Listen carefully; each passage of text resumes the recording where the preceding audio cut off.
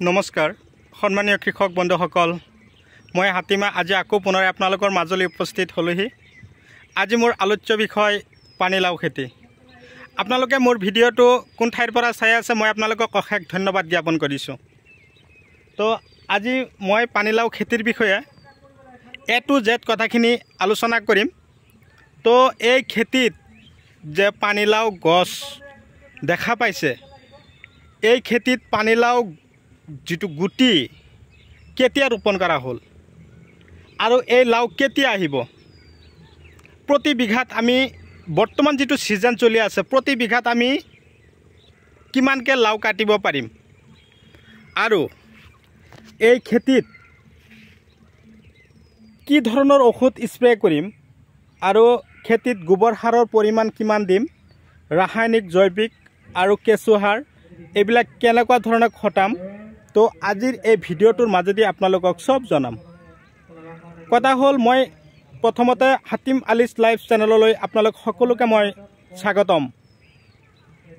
জনাইছোঁ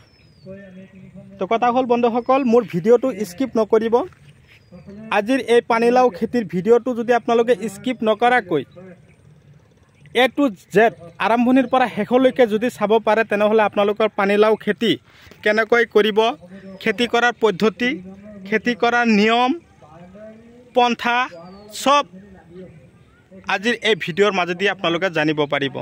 আৰু বেলেগক খুদিবও নালাগে যে পানীলাও খেতি আমি কি পদ্ধতিত কৰিব লাগে মই প্ৰথমতে কম এনেকুৱা ধৰণৰ পানীলাও খেতি যদি আপোনালোকে কৰিব বিচাৰিছে উখ এঢলীয়া আৰু হিউমাসযুক্ত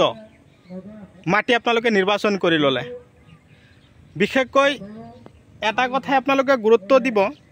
পানীলাওৰ গুটি যেতিয়া লগাব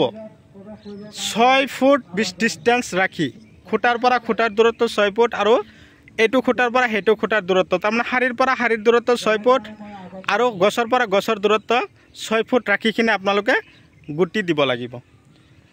আৰু যদি কয় আপোনালোকে নাৰ্সাৰী আকাৰে পুলিখিনি পেলাই যেতিয়া পুলিৰ বয়স 27 দিনৰ পৰা 30 দিন বা 1 মাহ হ'ব তেতিয়া আপোনালোকে পুলিখিনি প্ৰতিটো খুটাত এটা এটাকৈ লগাব তথাপিও ভাল আৰু এই পুলি বনাই খুটাই লগাব পাৰিলে কি হয় সেই গছ তাৰমানে ভাল হয় আৰু ফলন সোনকালে আহে আৰু হেতু পদ্ধতি মতে লগাব পাৰিব যেটো গুটি ডাইৰেক্টলি লগাই কিনে যেটো গছ হয় সেই পদ্ধতিও পাৰিব দুটা অপচন আছে এটা কথা হ'ল পানীলাও খেতিত আপোনালোকে গুটি যে লগাব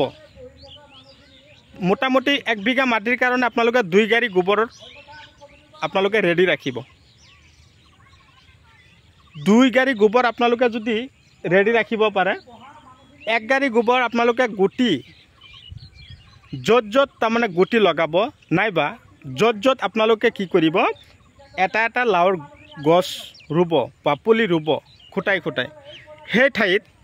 মিনিমাম 3 কিলোৰ পৰা 4 কিলো কৈ গোবৰ আপোনালোকে দিব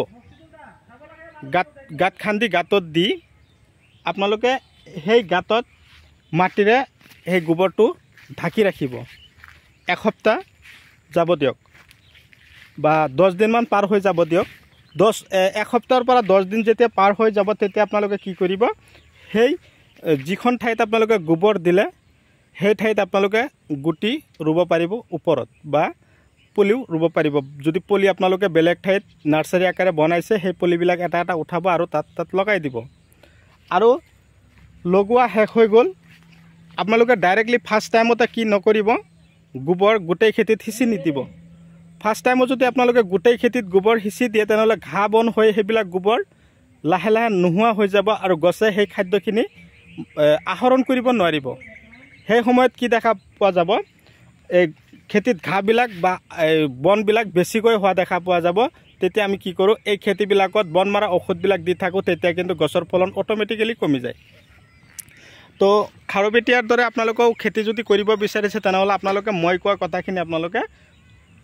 গুৰুত্ব সহকাৰে শুনিব এতিয়া লগোৱা হ'ল লগোৱা পিছত আপোনালোকে কি কৰিব লগোৱাৰ পিছত গছখিনি চাব নতুনকৈ আগবিলাক ওলাইছে কেনেকুৱা ধৰণৰ মই দেখুৱাই দিছোঁ আগবিলাক এনেকুৱা শকত হ'ব যদি গোবৰ গছৰ গুৰিত দি কিনে আপোনালোকে গাঁত খান্দি দি তাৰ পিছত যদি পুলিবিলাক লগাইছে বা গুটি দিছে তেনেহ'লে এনেকুৱা ধৰণৰ শকত হ'ব, গছ গৈ চাং পাবলৈ আৰম্ভ কৰিছে। এতিয়া কথা হ'ল গোবৰ আধা গাড়ীমান আপোনালোকৰ শেষ হ'ল, য'ত য'ত লগালে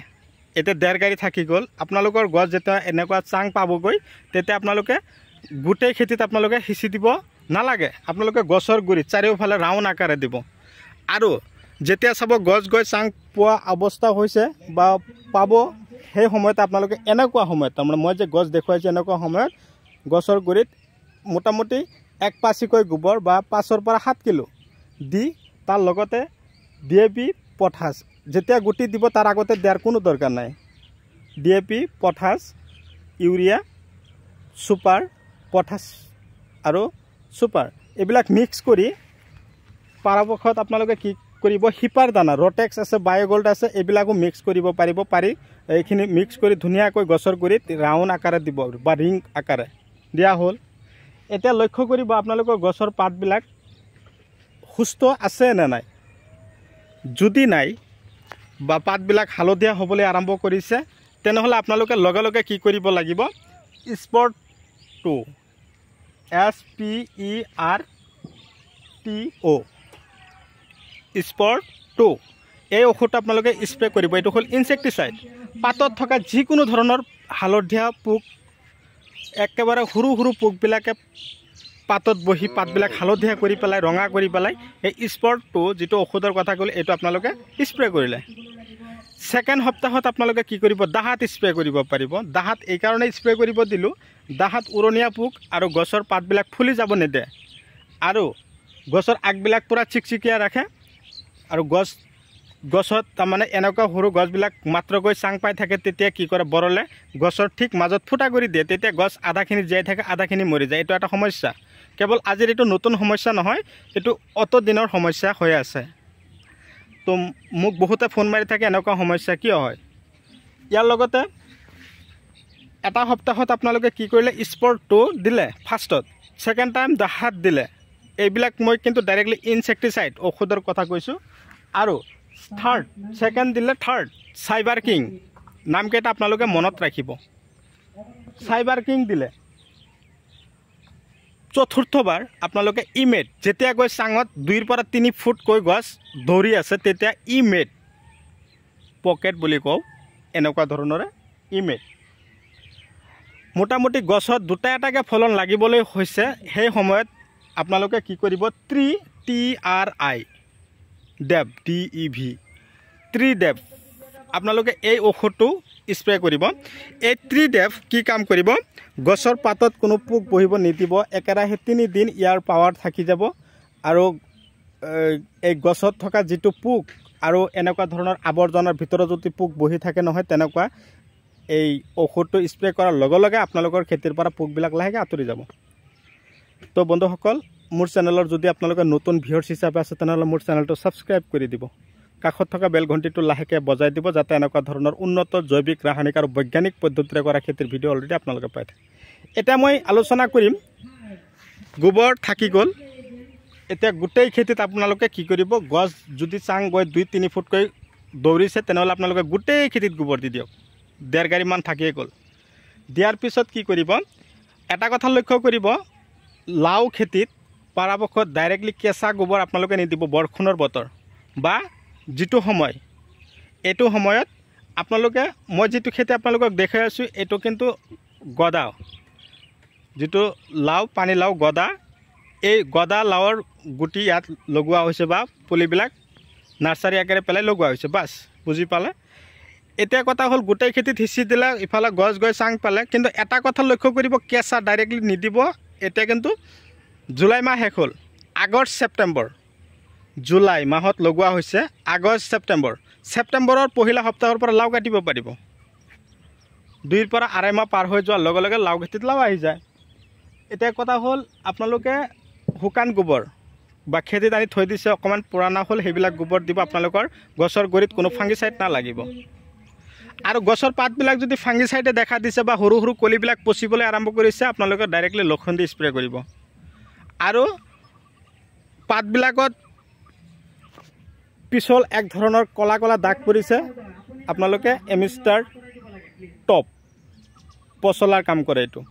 এইটো কিন্তু ভিটামিন নহয় আৰু এমিষ্টাৰ যেটো আছে এইটো কিন্তু ভিটামিন হয় তো এই পদ্ধতি মতে আপোনালোকেও যদি খেতি কৰিব পাৰে যথেষ্ট ফলন পাব আৰু মাজে মাজে এনেকুৱা ধৰণৰ ডুং আপোনালোকে খান্দি দিব যাতে পানী জমা নহয় দ মাটিৰ ফালে যাতে পানী ওলাই যাব পাৰে প্ৰতি বিঘাৰ পৰা কম 700 পৰা 800 আপোনালোকে পানীলাও কাটিব পৰা ব্যৱস্থা কৰিব লাগিব আৰু দানাৰ ফালে গৈছো এতিয়া দানা লাড্ডু মাৰ্বল তাৰপিছত ছাই পাৱাৰ প্লাস জিআৰ নেট্ৰোপালছ তাৰপিছত হোমিপ্ৰো এইবিলাক দানা আপোনালোকে খেতিত দিব যিদিনা এখন লাও কাটিব সেইদিনা এখন ইউৰিয়া আৰু ডিএপিৰ লগত এইবিলাক মিক্স কৰিব প্ৰতি বিঘা 10 কিলো ইউৰিয়া 10 কিলো ডিএপি আপোনালোকে আৰু দানা 5 পৰা 6 কিলো কৈ প্ৰতি বিঘাত দি দিব ইবিলাক দিয়াৰ পিছত আপোনালোকৰ খেতিত চাব যথেষ্ট ফলন হ'ব আৰু ঔষধ যিকেইটাৰ নাম কৈছো আপোনালোকে নিশ্চয় শুনা পাইছে তো বন্ধুসকল মই যিখিনি কথা কৈছো আশা কৰো আপোনালোকৰ বিন্দু পৰিমাণৰ হলেও কামত আহিব যাতে মোৰ ভিডিওটো আপোনালোকে শেয়াৰ কৰে কেৱল আপোনাৰ লগত বেলেগো যাতে দাদা বাইদেউ সকলে ভিডিওটো চাই যাতে দাদা বাইদেউৰ কিবা ঘৰত খাবৰ কাৰণে লগাই এই পদ্ধতি মতে যাতে লগাই খেতিৰ পৰা ভাল এটা ফলন পায় তাৰে কামনা লৈ আজিৰ ভিডিও মই এইখিনিতে অন্ত পেলাইছো পৰৱৰ্তী ভিডিওত পুনৰাই লগ পাম এইটো খেতিৰ ভিডিও মই সেকেন্ড টাইম আপোনালোকলৈ আকৌ দি আছো আপোনালোকে নিশ্চয় পাব ধন্যবাদ।